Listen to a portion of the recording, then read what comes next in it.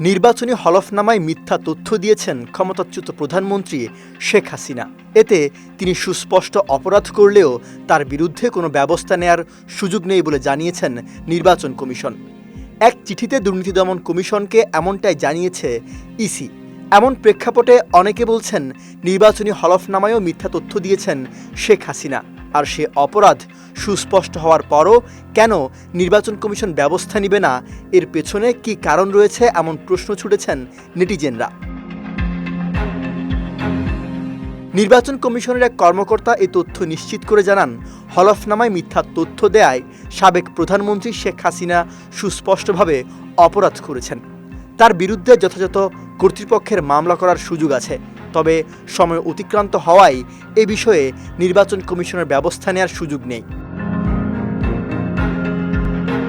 দুদককে দেয়া ওই চিঠিতে আরও বলা হয়, 2008 সালে অনুষ্ঠিত নবম জাতীয় সংসদ নির্বাচনে জমা দেয়া হলফনামায় মিথ্যা তথ্য দেয়ায় শেখ হাসিনা সুস্পষ্টভাবে অপরাধ করেছেন।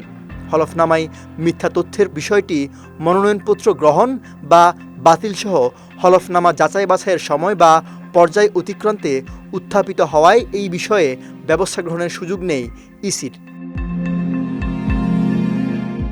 চিঠিতে আরও বলা হয়েছে, শেখ হাসিনা সম্পদের মিথ্যা তথ্য দিয়েছেন। এই অভিযোগে তিনি দণ্ডবিধির 181 ধারায় অপরাধ করেছেন।